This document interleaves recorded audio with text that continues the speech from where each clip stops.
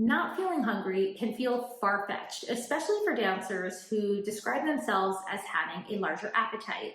But hunger cues vary substantially between dancers, and missing hunger cues can happen for several reasons. Let's chat about it, including ways in which you can navigate nutritional adequacy despite missing hunger cues. I'm Rachel Fine, registered dietitian nutritionist and founder of To The Point Nutrition. A dancer's performance is a direct result of hard work and motivation. So where does food fit into this? There's a lot of myths and a ton of antiquated ideals, and I'm here to dispel those.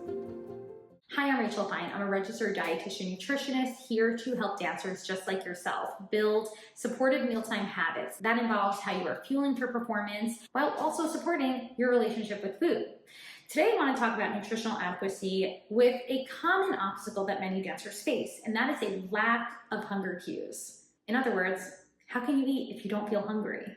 It can be quite frustrating for a lot of dancers, but it's an important topic because we don't want to risk underfueling. So let's first talk about the reasons why many dancers experience missing hunger cues.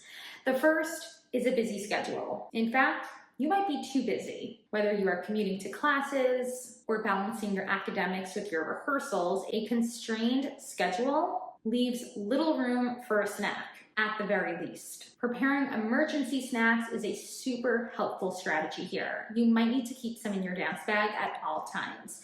Helpful options like bars and trail mix are just a starting point. This is important because going too long between your meals can leave you with a spike of hunger later on and exacerbating experiences of appetite dysregulation. Another reason for missing hunger cues among dancers is that you are consistently dancing on low fuel. It kind of all fits together. Remember, from birth, under normal circumstances, we are designed to balance our energy requirements. The body sends signals, aka appetite cues, to tell it when it's time to eat or when it's had enough of an energy refuel. Prolonged dieting and restrictive eating, however, can really dysregulate these processes. The body realizes that despite its need for energy replenishment, it knows it's probably not going to get it anytime soon. So the result is a suppressed appetite. Over time, you begin to lose touch with those feelings of hunger, those feelings of fullness, and you continue to experience appetite dysregulation. You might also experience pretty severe swings from feeling very hungry or famished to eventually feeling very uncomfortably full. It can be hard to identify a middle ground. Another reason for missing hunger cues is you might be known to overexercise, a common challenge that a lot of dancers experience. Similar to a busy schedule, overexercising can blunt hunger. To keep up with the increased demands of your body shifts blood away from the digestive tract and to your working muscles. As a result, food and needing to eat becomes less of a priority, but excessive hunger is likely to hit later in the day. Another reason why you might be missing hunger cues is that you might actually be feeling satisfied. I know this can sound a little strange because much of the context of this video has so far been about the commonality of dancers underfueling in their day. But we're not robots, and some days you might feel hungrier than other days. Our appetite cues can naturally ebb and flow, and that's okay too. During these instances, I encourage you to check in with the hunger fullness scale. We know that going extended periods between meals and snacks can leave you on that pendulum of feeling overly hungry and famished to overly and uncomfortably full.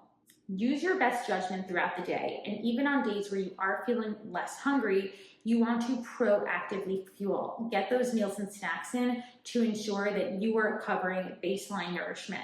And last, one of the other common reasons why dancers might experience diminished hunger cues is because of emotional distress. Some dancers might experience a spike in hunger when stressed out, while others might experience a blunt of those hunger cues. And even in these instances, proactive fueling is incredibly important because the risk of underfueling or not eating enough can set you up for those experiences of feeling very out of control around food later in the day. It can also set you up for chronic underfueling, which can further exacerbate your risk of injury and even burnout. So I hope this helps as you start to recognize why you might be experiencing diminished hunger cues. And most importantly, understand that a proactive effort in fueling your body is incredibly important for most dancers, especially dancers that are either moving through their journey of rebuilding their relationship with food, especially if they've come from a restrictive background, and even more so if weight restoration is needed. We have to be extra proactive. We can't only rely on intuitive cues of hunger and fullness because, as I mentioned throughout this entire video, those become highly unreliable. So instead, and I've spoken about this previously, a very proactive approach to fueling your body means setting forth times to have those meals and snacks during the day. If you are dancing in an environment that is not allowing that to happen, then you might have to go to the higher ups and make sure it happens, because the risk of underfueling is not worth sacrificing the longevity of your dance career. Realize much of this is often easier said than done. And if you need more support in understanding your hunger and fullness cues, in helping to support appetite regulation, then I highly encourage you to reach out. A registered dietitian nutritionist like myself can support you in meal planning strategies that will help to make sure your body is adequately nourished. In my work with dancers, we utilize my platform, The Healthy Dancer, to do exactly this. To overcome the countless obstacles that prevent dancers from fueling optimally, to better ensure that their bodies have all the tools that they need to support their performance, both in the studio and out. Remember, I'm here to support you. You can reach out to me anytime. I will link additional resources and ways to get in touch with me in the show notes. But until next time, I'll talk to you soon.